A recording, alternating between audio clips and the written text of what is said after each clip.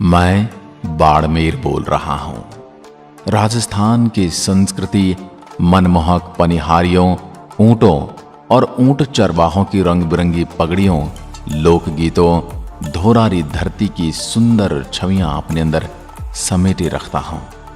आपको बताते चलूं, मैं ब्लैक गोल्ड के उपनाम से भी प्रसिद्ध हूं। मेरा ब्लैक गोल्ड नाम इसलिए पड़ा क्योंकि मेरे यहां असंख्य मात्रा में क्रूड ऑयल पाया जाता है, जिसमें पेट्रोल, डीजल और अलग अलग प्रकार की गैसों के भंडार मिले हुए हैं।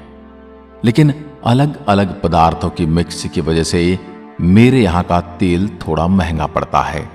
इस वजह से पूर्व की सरकारों ने मेरी खासियत पर ज्यादा गौर नहीं किया। लेकिन अब मेरे बाड़मेर की परिधि में मौजूद पचपदरा नामक स्थान पर 1000 एकड़ में फैली रिफाइनरी का निर्माण हो रहा है। इसके बाद हो सकता है कि मेरे परिधि में मौजूद तेल को निकालकर उससे देश की अर्थव्यवस्था मजबूत की जा सके। मेरे यहाँ का व्हीकल रजिस्ट्रेशन RJ04 से शुरू होता है। मेरे यानी बाड़मेर शहर की स्थापना और शासकों की कहानी भी बड़ी अनोखी है। बाड़मेर की स्थापना 13वीं सदी में राव बाहड़राव परमार ने की और उन्हीं के नाम पर बाड़मेर नाम पड़ा। बाहड़राव परमार जूना बाड़मेर के शासक थे तथा जूना बाड़मेर की पहाड़ी पर ही बाहड़राव परमार ने एक छोटे से किले का निर्माण भी कराया था, जो जूना बाड़मेर गढ़ के नाम से जाना जाता है। इस किले को आज भी आप देख सकते हैं। रखरखाव और रिपेयरिंग के अभाव में किला जीर्ण शीर्ण होता जा रहा है। जूना बाड़मेर वर्तमान बाड़मेर शहर से 25 किलोमीटर दूर स्थित है। परमारों के बाद जूना बाड़मेर पर चौराहों का अधिपत्य हुआ। उसके बाद रावत लूका ने अपने भाई रावल मंडली की सहायता से चौहान शासक राव मुंधाजी से बाड़मेर जीता। वह जूना बाड़मेर ने अपने राज्य स्थापित कर जूना को अपनी राजधानी बनाया। रावत लुंका के बाद क्रमशः रावत शेखा, रावत जैता, रावत रतावय, रावत भीम हुए। रावत भीम जो एक कुशल शासक व योद्धा थे, उन्होंने 15वीं से 16वीं ईस्वी के बीच अपनी राजधानी को जूना बाड़मेर से स्थानांतरित किया। वर्तमान बाड़मेर शहर की स्थापना की। पुराने बाड़मेर जूना में स्थित को जूना बाड़मेर व नए बसाए गए बाड़मेर को नया बाड़मेर कहा जाने लगा। कालांतर में नया शब्द धीरे धीरे हटता गया। वह बाड़मेर शब्द प्रचलन में आया। 7 अप्रैल 1948 को भारत सरकार ने राजस्थान राज्य में मुझे एक नया जिला बनाया। मौज में यानी बाड़मेर में सबसे लंबी नदी लूणी नदी है। यह जालोर के माध्यम से गुजरकर कच्छ की खाड़ी के समीप ही भूमि में सोख ली जाती है। विभिन्न ऋतुओं में तापमान में बदलाव काफी अधिक है। गर्मी में तापमान 51 डिग्री सेल्सियस तक और सर्दियों में यह 0 डिग्री सेल्सियस तक चला जाता है। एक साल में औसत वर्षा केवल 277 मिलीमीटर है और मुख्य रूप से बाड़मेर जिला एक रेगिस्तान है। फिर भी 16 और 25 अगस्त 2006 के बीच 549 मिलीमीटर की चरम वर्षा से बाढ़ आई थी, जो कई लोग यहां मारे गए थे और भारी नुकसान हुआ था। बाड़मेर के मुख्य उपजिला की उपाधि पाए गांव में मुख्य 9 गांव हैं। उनके नाम बाड़मेर, नोखड़ा बायत, चौहटन, गुड़ामालानी, पचपदरा, रामसर, शिव एवं सिवाना है। चलते चलते अब मैं मुझ में विद्यमान मुख्य जगहों और स्मारकों और किलों की आपको सैर कराता हूं। सबसे पहले मैं आपको लेकर चलता हूं ब्रह्मा जी के मंदिर, जो आसोतरा में मौजूद है। सृष्टि के रचयिता ब्रह्मा जी को हिंदुओं के भगवान हैं। इनके 2 रूप हैं, विष्णु और महेश। ये ब्रह्मा जी के अवतार हैं। ब्रह्मा जी का एक मंदिर पुष्कर राजस्थान में स्थित है और दूसरा मंदिर यहाँ है, जो पीले सुनहरे पत्थरों से बना है, जो विशेष रूप से जैसलमेर के पत्थरों से बनाया गया है। इस मंदिर का विश्राम गृह जोधपुरी पत्थर यानी चित पत्थर से बनाया गया है। मंदिर में ब्रह्मा जी की मूर्ति स्थापित है जो संगमरमर की बनाई गई है। इस मंदिर की स्थापना 20 अप्रैल 1961 में शुरू हुई थी। यहाँ हर दिन 200 किलोग्राम तक की अनाज पक्षियों को खिलाए जाते हैं। ये भारत का पहला ऐसा ब्रह्मा जी का मंदिर है जिसमें ब्रह्मा जी के साथ माता सावित्री विराजमान है।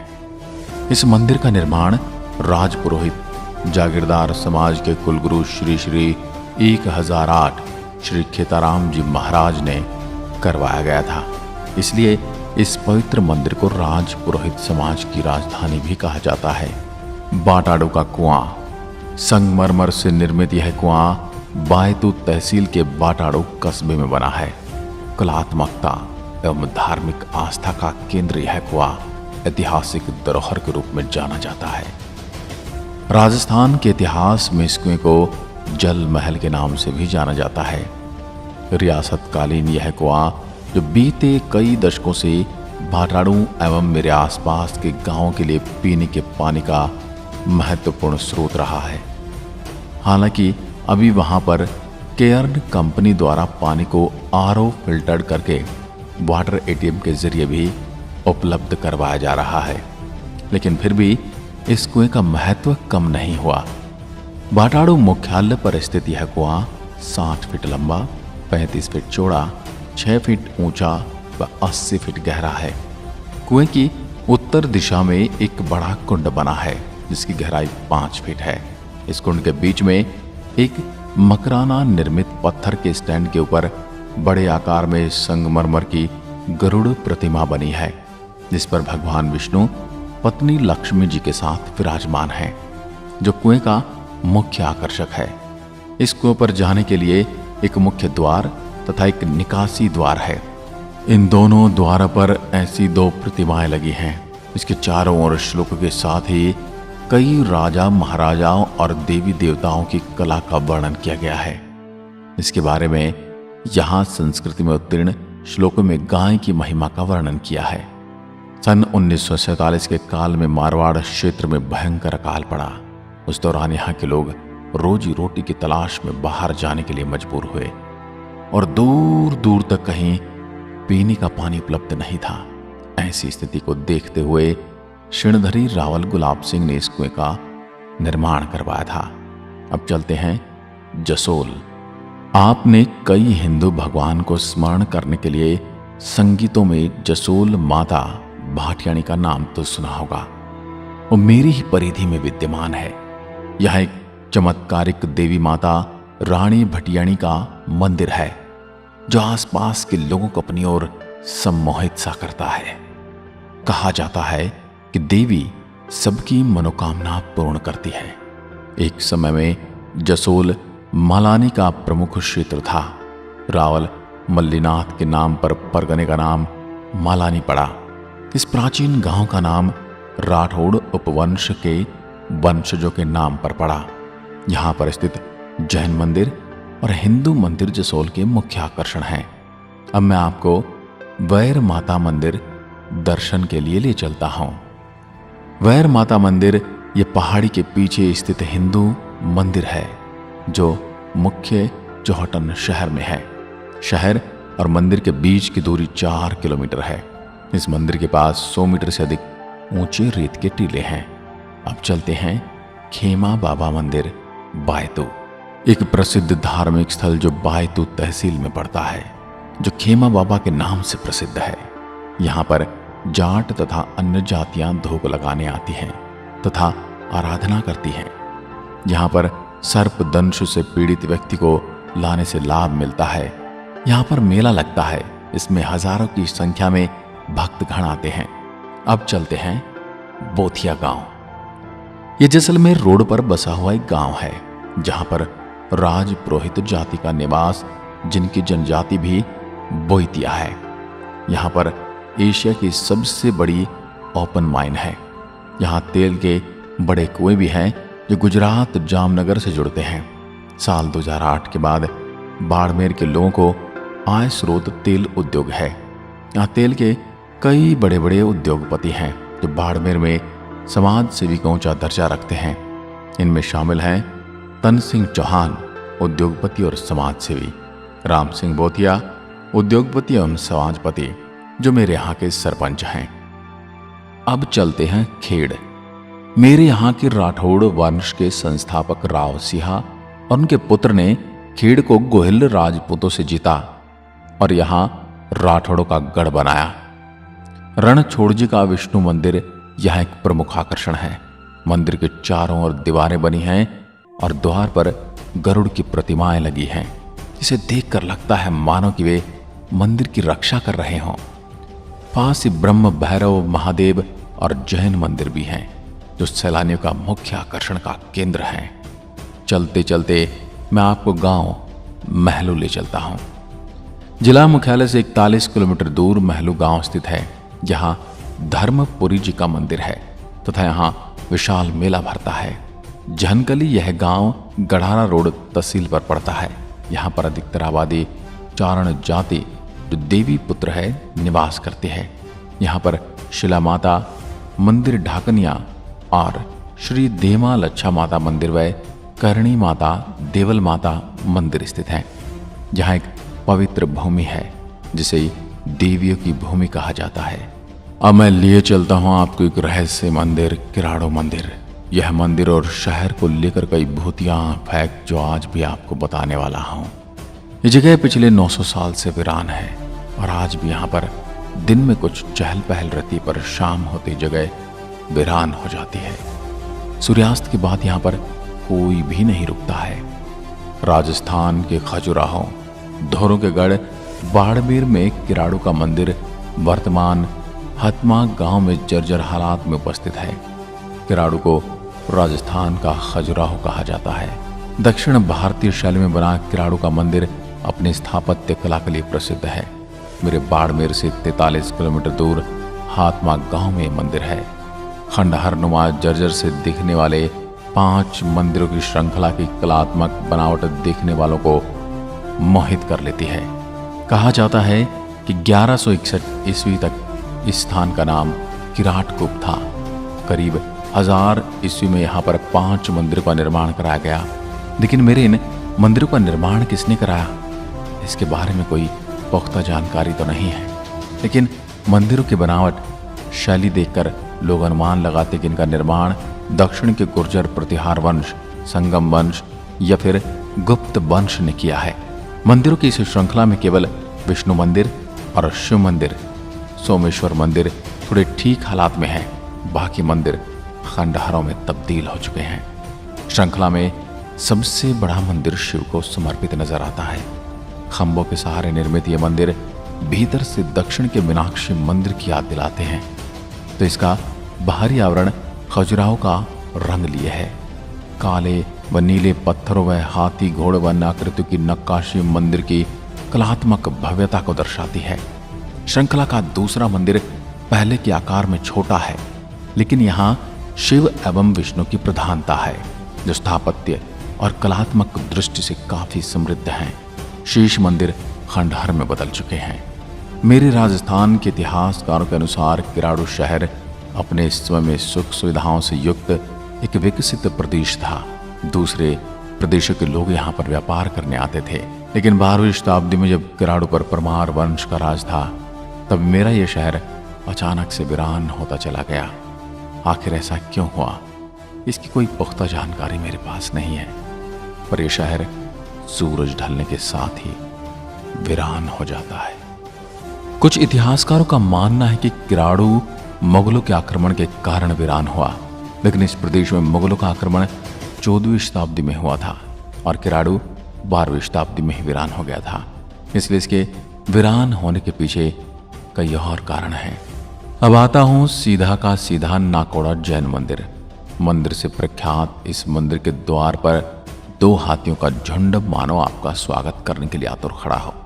विशाल जैन मंदिरों की कई मूर्तियों के दर्शन कर सकते हैं। अगर आप नाकोड़ा जैन मंदिर जाएं तो वहां पर स्थित भोजनालय में शुद्ध और सात्विक भोजन अवश्य करें। वहां का भोजन आपको इतना अच्छा लगेगा कि आपको अपनी नानी दादी यानी घर की याद आ जाएगी। अब चलते हैं पचपदरा में मौजूद मां सांभरा आशापुर मंदिर साल्ट।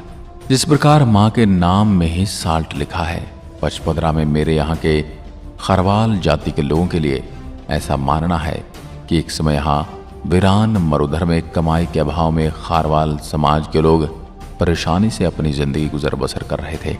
वहीं पास में एक खारवाल समाज के ऋषि सोए हुए थे। उनके स्वप्न में देवी आशापुरा के दर्शन हुए और उनको देवी ने एक जगह बताई और खुदाई करके देवी की मूर्तियां निकालने के लिए कहा गया और साथ में ये भी कहा गया कि मेरी स्थापना करने के बाद इस खारवाल समाज का कोई भी इंसान इस रेतीली जमीन पर गड्ढा खोद के बारिश के पानी को इकट्ठा करेगा, उसमें नमक पैदा होने लग जाएगा। तब से लेकर आज तक खारवाल समाज का पैतृक काम नमक बनाने वाला हो गया है। अभी कुछ वर्षों पहले तक मेरे यहाँ खारवाल समाज सिर्फ और सिर्फ यही नमक बनाने के एकमात्र व्यवसाय को अपनी प्रमुख आय का स्रोत बनाए हुए हैं। सभी खारोल और खारवाल समाज के लोग आशापुरा या शाकंभरी माता को पूजते हैं और अपनी कुलदेवी मानते हैं। खारोल खरवाल समाज मुख्य रूप से मेरे मारवाड़ सहित भीलवाड़ा, उदयपुर, चित्तौड़गढ़ में मौजूद हैं और इसके अलावा मध्य प्रदेश के कई जिलों में बिखरे हुए मिल जाएंगे। लेकिन जहां पर नमक की बड़ी बड़ी खदानें थी, उस जगह को सरकार ने अपने कब्जे में ले लिया, क्योंकि वहां पर भारत की सबसे बड़ी रिफाइनरी का निर्माण हो रहा है। मेरे यहाँ के लोगों में खुशी की लहर तो है, क्षेत्र में रोजगार का सर्किल बढ़ेगा, लेकिन उनकी सरकार से मांग है कि जिस जिसकी भी जमीन रिफाइनरी में गई उनके परिवार के सदस्य को रिफाइनरी में नौकरी दी जाए। देखा जाए तो ये मांग गलत भी नहीं है। मैं बाड़मेर कुल 28,387 वर्ग किलोमीटर की परिधि में फैला हुआ हूँ। 2011 की जनगणना के अनुसार मेरी जनसंख्या 26 लाख से थोड़ी सी ऊपर है और बाड़मेर राजस्थान राज्य का जिला है। मेरी परिधि की सीमाएं एक तरफ पाकिस्तान जैसे नापाक देश से जुड़ी हैं, तो वहीं दूसरी तरफ मैं राजस्थान के ही जिलों से जुड़ा हुआ हूँ। इसमें मेरी सीमाएं मिलती हैं जैसलमेर, जोधपुर, जालौर और एक छोटा सा हिस्सा पाली जिले से भी जुड़ा हुआ है। मेरे बाड़मेर की कुल 17 तहसीलें हैं। मैं बाड़मेर एरिया के हिसाब से राजस्थान का तीसरा सबसे बड़ा जिला हूँ और भारत के हिसाब से 5वां सबसे बड़ा जिला हूँ। मेरे यहाँ निवास करने वाले लोगों में लगभग 86.2% हिंदू आबादी है, वहीं 12.34 मुस्लिम आबादी है। बाकी के जैन और सिख समुदाय के लोग रहते हैं। उत्तर लाई में स्थित भारत का पहला अंडरग्राउंड एयरबेस भी मुझ में ही विद्यमान है। मेरे यहाँ बोली जाने वाली भाषाओं में सबसे ज्यादा मारवाड़ी और राजस्थानी बोली जाती है, उसके बाद हिंदी और कुछ गांवों में सिंधी भी बोली जाती है। आपको बता दूं कि मेरे यहाँ रहने वाली जनता ने तो इस गर्मी को सहन करने की शक्ति विकसित कर ली है, परंतु यदि आप बाहर से आ रहे हैं तो गर्मी के दिनों की लू से आप बच नहीं सकते। दूर दूर फैली टीलों से दिन की भरी दोपहर में निकलने वाली तपती गर्मी का एहसास।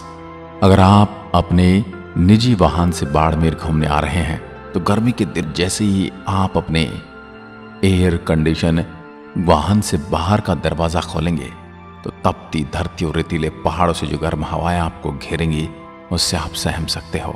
पानी की किल्लत से भरा मेरा मरुधर प्रांत आज भी अपनी जीवन शैली अपने तरीके से जी रहा है। गर्मी के दिनों में पानी की किल्लत से मेरे यहाँ रहने वाले पशु पक्षियों का रहना सबसे ज्यादा मुश्किल हो जाता है। बाड़मेर में ऐसे कई गांव हैं जहां छोटे छोटे तालाबों में टैंकरों से पानी भरा जाता है ताकि नाम मात्र में बचे वन्य जीवों का संरक्षण किया जा सके। छोटे छोटे गांवों और कस्बों में सरकारी नलों और पानी के अभाव में यहाँ की जनता ने अपने घरों में पानी के बड़े बड़े टैंकों का निर्माण किया है। जब भी बारिश आती है, बारिश में बहने वाले पानी को इकट्ठा कर टंकियों में भर लिया जाता है और उस पानी को पूरे साल बूंद बूंद कर खर्च किया जाता है। अगर आप बाड़मेर की यात्रा के लिए निकलोगे तो आपको ऊंटों और भेड़ों का जमघट नजर आएगा। ऊंट से कई बार आपने पानी लाते और ले जाते हुए देखा होगा। आपने कई बार घरेलू महिलाओं को अपने सर पर पानी की घड़ों की लाइन देखी होगी। ये भी मेरे यहाँ पानी की कमी होने के कारण ही उठाना पड़ता है। कई जगहों पर कई किलोमीटर दूर से महिलाएं और पुरुष अपने सर पर घड़ों की सहायता से पानी लेकर आते हैं। बूंद बूंद की कीमत जाने मारो मरुधर देश। मैं आज भी गर्मी के दिनों में पानी के लिए तरस जाता हूँ। अब धीरे धीरे सरकारों ने पानी का इंतजाम शुरू किया है, फिर भी ये सब कोशिशें नाकाफी साबित हो रही हैं। मैं अपनी परिधि में रहन सहन करने वाले पशु पक्षियों को देखकर तड़प सा जाता हूं, क्योंकि पानी के अभाव में उनकी हालत दयनीय है। मेरे प्यारे भाइयों और बहनों, यदि आप भी मेरी इस धुरारी धरती बाड़मेर घूमने आ रहे हो तो मेरे द्वारा बताई गई इन जगहों पर जरूर जाना। मेरे यहाँ पहुँचने के लिए आप ट्रेन, बस या हवाई जहाज की सहायता ले सकते हैं। मेरे यहाँ की उड़ानें अभी शुरू नहीं हुई हैं और आपको जोधपुर होकर आना होगा। मैं बाड़मेर एक बार फिर आपका स्वागत करने के लिए तैयार हूं, आपका अभिनंदन करता हूं। पधारो हमारे देश। जय हिंद, जय भारत।